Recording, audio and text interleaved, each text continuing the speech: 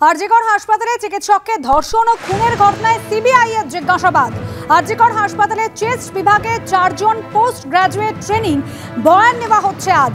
আমাদের প্রতিনিধি সুকান্ত মুখোপাধ্যায় রয়েছেন আমাদের সঙ্গে। সুকান্ত, গতকালও একাধিক চিকিৎসককে ডেকে পাঠানো হয়েছিল, জিজ্ঞাসাবাদ চলেছে, আজ বয়ান রেকর্ড হচ্ছে 4 জন পিজিটি।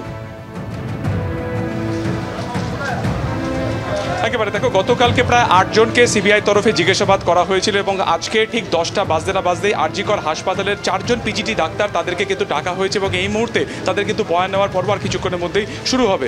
এই 4 জন পিজিটির মধ্যে একজন হাউস স্টাফ ছিলেন, অর্থাৎ গত বৃহস্পতিবার, আজকে প্রায় 1 সপ্তাহ হচ্ছে তরুণী চিকিৎসকের মৃত্যুর ঘটনাতে, সেই দিনকে রাত্রে হাউস স্টাফ হিসেবে যিনি ছিলেন সেই পিজিটি ডাক্তারকেও জিজ্ঞাসাবাদ করা হচ্ছে। তার পাশাপাশি সেদিনকে তার সাথে আর যারা অনকল ডিউটিতে ছিলেন তেমন আরও 3 জন চিকিৎসককে যারা পিজিটি করছেন তাদেরকেও কিন্তু এইচএস ডিপার্টমেন্টেতে তাদেরকেও জিজ্ঞাসাবাদ করা হচ্ছে। আমরা জানি গতকালকে প্রায় বেশ কয়েক ঘন্টা ওসি টালা থানা, এছাড়া এক্স এমএসভিপি সঞ্জয় বশিষ্ঠকে এবং সেদিনকে রাত্রে যারা 2 জন ডিনার করেছিলেন এদের প্রত্যেককে জিজ্ঞাসাবাদ করে তাদের বয়ান নেওয়া হয় এবং সেই বয়ানের পরিপ্রেক্ষিতে আজকে সেই রাতে আর যারা চেস্ট ডিপার্টমেন্টের ডিউটিতে ছিলেন সেই তরুণী চিকিৎসকের সাথে তাদেরকেও বয়ান নেওয়া হচ্ছে এবং সিবিআই সূত্রে খবর যে এই বয়ান আপাতত তারা মিলিয়ে দেখার চেষ্টা করছেন এবং সেদিনকে রাতে ঠিক কী ঘটনা ঘটেছিল, জীবিত অবস্থাতে শেষবার এই তরুণী চিকিৎসককে কারা দেখেছিলেন এবং সেই সময় কোনো রকম কোনো সন্দেহজনক ব্যক্তিকে সেই আশপাশে দেখা গেছিল কিনা, কিংবা সেমিনার হলে তার সাথে আর কোন কোন পিজিটি তখন ছিল, কারণ ডিনারের পরে বেশ কিছুক্ষণ কিন্তু সেমিনার হলে এই তরুণী চিকিৎসকের সাথে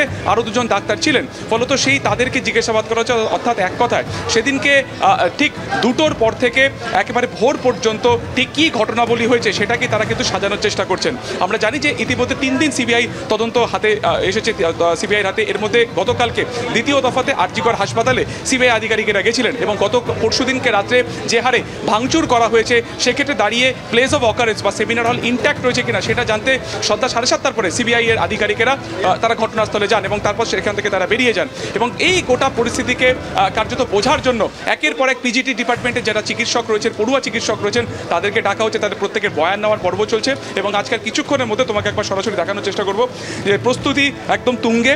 আরজিকর হাসপাতালের এই ঘটনাতে যাকে গ্রেফতার করা হয়েছে অর্থাৎ সঞ্জয় রায়, সেই সঞ্জয় রায়কে মেডিকেলের জন্য আজকে নিয়ে যাওয়া হবে বিএনআর হাসপাতালে এবং এর আগে যখন তাকে অ্যারেস্ট করা হয়েছিল তার মেডিকেল পরীক্ষা নিয়ে একটা একপ্রস্ত নাটক হয়, তার কারণ জোকা ইএসআই হাসপাতাল এবং কমান্ড হসপিটাল কেউ কিন্তু তাকে ট্রিটমেন্ট করতে চায়নি এবং শেষে বিএনআর হাসপাতাল থেকে তাকে ট্রিটমেন্ট করানো হয় এবং গ্রেফতারির হাতে পাওয়ার 48 ঘন্টা পর আজকে ফের তাকে মেডিকেলের জন্য নিয়ে যাওয়া হবে এবং আজকে কড়া নিরাপত্তা রাখা হয়েছে যাতে কোনো রকম অশান্তি না হয়, যাতে তাকে কেন্দ্র করে কোনো বিক্ষোভ না হয় সেটাকে মাথায় রেখে।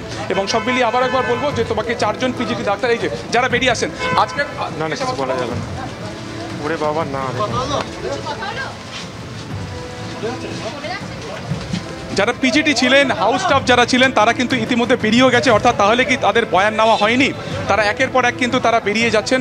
আমরা দেখতে পাচ্ছি তাদেরকে জিজ্ঞাসাবাদের জন্য আজকে ডাকা হয়েছিল পিজিটি ডাক্তারদেরকে এবং কেন খুব অল্প সময়ের মধ্যে আমরা দেখলাম তারা কিন্তু বেরিয়ে গেলেন। ফলত বয়ান নেওয়ার জন্য নাকি কোনো নথিপত্র নেওয়ার জন্য তাদেরকে ডাকা হয়েছিল সেটাই কিন্তু এই মুহূর্তে জানার চেষ্টা হবে। তবে যেটা তোমাকে বললাম যে ইতিমধ্যে দেখা যাচ্ছে যেটা যে সিজিওর যে ছবি, কিন্তু নিরাপত্তা পুরোপুরি প্রস্তুতি তুঙ্গে এবং আর কিছুক্ষণের মধ্যে প্রস্তুত রয়েছে।